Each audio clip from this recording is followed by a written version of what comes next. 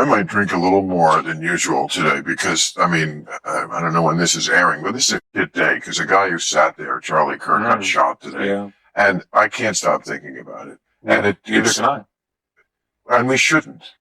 And if you're on the other side of the political divide and you don't care because the wrong team guy got shot, you.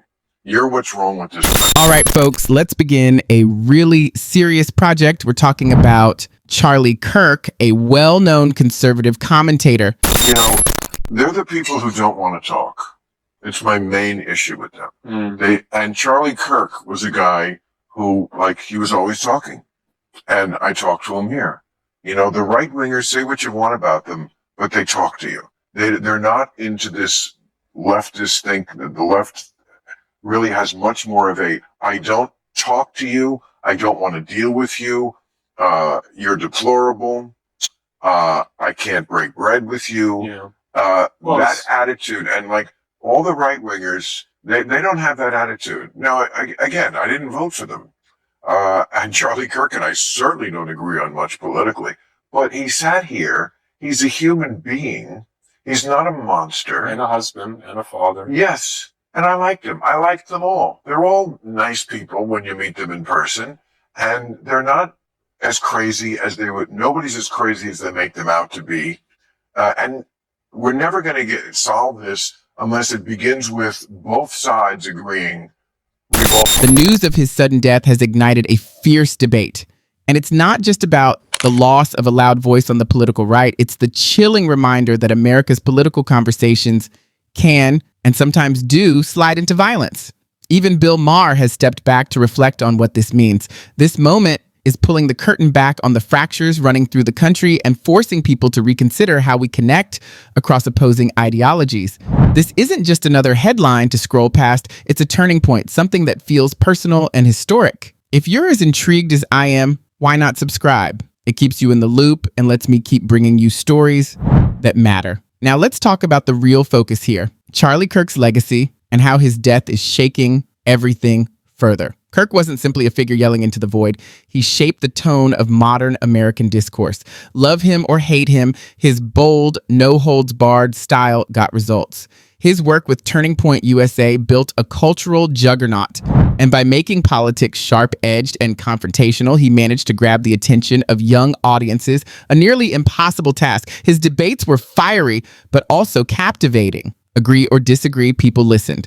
And that's rare, especially when it comes to young people reacting strongly to political dialogue. Kirk tapped into that, giving young conservatives not just a voice, but also a framework for how to channel their views into the national conversation. It wasn't only what he said, it was how he said it. His voice carried a charge that made people sit up and pay attention, even his opponents. Now, after his untimely death, those exchanges take on a different weight. They feel altered, marked by the silence that follows. Commentators like Bill Maher are recognizing the cultural aftershocks too. Kirk made multiple appearances on Maher's show, and their clashes highlighted the very divisions that are now under a harsher spotlight. He was shot under a banner that said, "Prove me wrong," because he was a debater. And too many people think the way to do that, to prove you wrong, is to just eliminate you from talking altogether. So the people who mocked his death or justified it, I think you're gross. I have no use for you. The fact is that what he made his living doing and what he actually did quite well, made himself really good at this, was just going and talking to people on the other side. And that's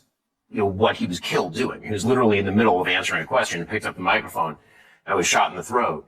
And we do have a serious problem in this country with people who believe that violence is the proper response to speech. And that does skew young. I mean, what the polls tend to show is that of Gen Z, only 58% of Gen Z believes that there is no excuse for violence in response to speech, meaning that 42% believe that there are some times that violence ought to be a response to speech, which is deeply terrifying. I mean, on a personal level, obviously, I have 24/7 security. I've had 24/7 security for a decade. I've spoken at a lot of college campuses. I never, honest to God, thought that we were going to get to this point. Even the assassination of political figures is not the same thing as just being shot in the throat for the crime of debating issues in the public square. And I thought wrong. I thought that that's not what America is or what it should be about. And we've come to someplace incredibly dark.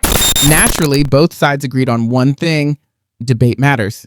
Even Bill Maher, a veteran commentator with very different views, recognized the value of engaging in conversation rather than shutting it down. Kirk's presence in that space was distinctive. He made an impact no matter which side of the aisle you stood on. But here's where things get even deeper. When Maher reflected on Kirk, he pointed out something critical: the disturbing trend of violence being used as a replacement for dialogue. That's chilling. As Kirk's influence grew, so did the sharpness of political rhetoric. And now, frighteningly, more people are openly treating violence as a valid reaction to disagreement. How did the culture of conversation sink this low? Some worry that losing a figure like Kirk only tilts the balance further, leaving the field vulnerable to radical voices. And the data is alarming. Surveys show a surprising number of young people think it's acceptable to use force to silence opposing opinions. That's not just unsettling. It's a flashing red warning sign. The kind of discussion culture that Kirk championed seems to be slipping away, and his death could accelerate that decline. That's why Maher's comments hit home. They shine a light on a larger social fracture, one Kirk himself fought against. To him, words were weapons, not fists. Debate was at the core of his legacy. And let's not overlook the irony here. Maher, someone who often represents the opposite end of the political spectrum, is now openly acknowledging that it's disastrous when violence replaces dialogue. That acknowledgement in itself proves the point. That's why I love to have people like Charlie Kirk sit there as he did. Because I'm not going to agree with most of what he says. Yeah. First of all, he was very Christy and all that. Yeah. I'm an atheist, but it's okay. He's a human being and not a dummy. And unless people get it through their thick f***ing skulls, you're going to have to talk to people. Let me tell you something, Bill. We've had over 200 guests here sitting in that chair. I would guess at least a quarter of them say something that is full on bonkers, in my view. Okay. You know, you've just got to get over yourself and talk to these people.